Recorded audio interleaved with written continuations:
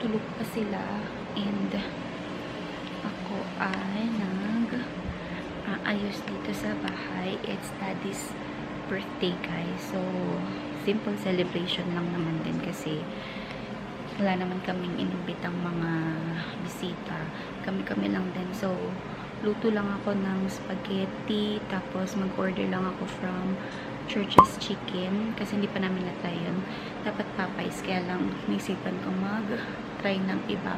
So, Church's Chicken yung orderin ko, and then spaghetti lang, tapos cake. Ganun lang. Very simple lang talaga. So,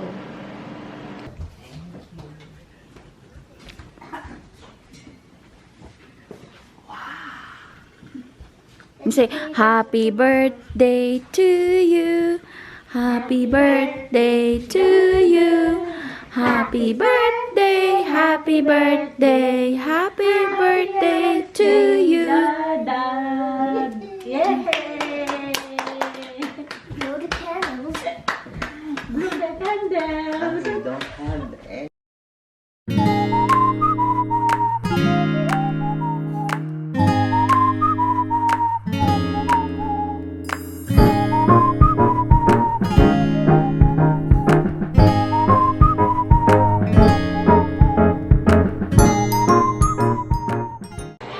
So, what's up guys? Ano na tayo? Next day vlog na tayo kasi hindi ko natapos yung vlog kahapon. Kasi pagtapos namin magkainan nung handa ni Daddy, hindi na ako nakapag-vlog, hindi ko na kayo nabalikan. So, ngayon, bala ko ituloy yung vlog para, syempre, meron akong ma-edit at meron akong upload.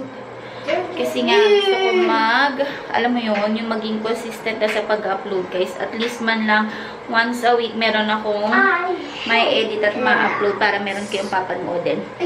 But, anyway, makita ko lang sa inyo si ate. Ayan. Ate, show them your, show them your top. So, itong suot ni ate is from Philippines. Ano to, guys? Shein ang brand. Shein In Teens. Philippines, have Shein. Yeah.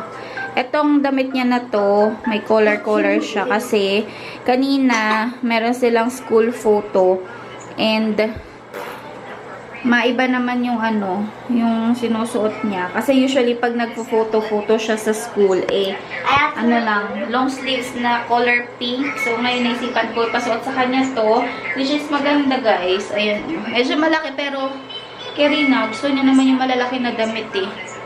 So, ayan.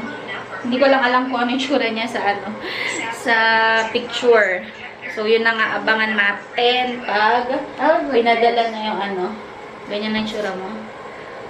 Okay, fine. So, tingnan natin kung ano yung tsura niya dun sa It's really school photo niya. And guys, pansin nyo ba, naka-lip tint. Itong lip tint na to is from the Philippines din. No? Product ng Philippines. Siyempre, mahalin ang sariling atin, di ba? Mag-ipit lang ako kasi liliguan ko to si ate. May nag-message. So, yung ginamit kong lip tint, guys, is itong Rosmar, Milkshake by Rosmar. Ayan o, kung nakikita niyo. Hindi ko nakikita kasi tanggal ko yung salamin ko. Medyo malabo. Hindi medyo malabo talaga guys. So yan ang gamit ko kasi yan yung pinabili ko sa Pilipinas and hindi ko siya ginagamit sa work kasi nga madaling matanggal. Pasensya na ha sa mga Rosmar dyan.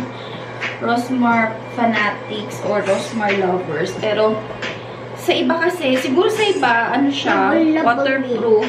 Pero sa akin kasi, dali niyang matanggal. Hindi ko alam kung bakit. Lips ko lang ba yun? O, ganun din sa lips ng iba. So, ayan, matagal nga siya, matagal. Mabilis siyang matanggal. Hindi siya talaga waterproof. Kaya, ginagamit ko lang siya pag nandito ako sa bahay, pag nag-vlog, ganun. Maganda naman siya kapag yung, tawag dito, yung unang apply mo, maganda naman. Meron siyang parang mint effect, parang malamig sa lips. Kaya lang kasi nga, yun ang problema, hindi siya matagal magstay sa lips ko. Yun yung ayoko.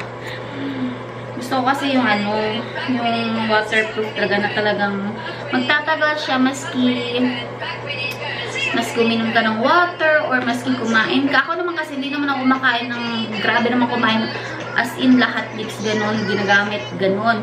Pero nung tinry ko kasi to tapos kumain ako, bilis niyang mawala. Pero okay naman din kahit pa paano. So gagamitin ko na lang siya kapag mag-vlog ako dito sa bahay. So anyway, ang dami ko ng daldal. Nag-ano lang naman ako, nag-vlog lang naman ako dito para i-update kayo sa birthday celebration ni Daddy. Ang unang birthday celebration ni Daddy dito sa Canada.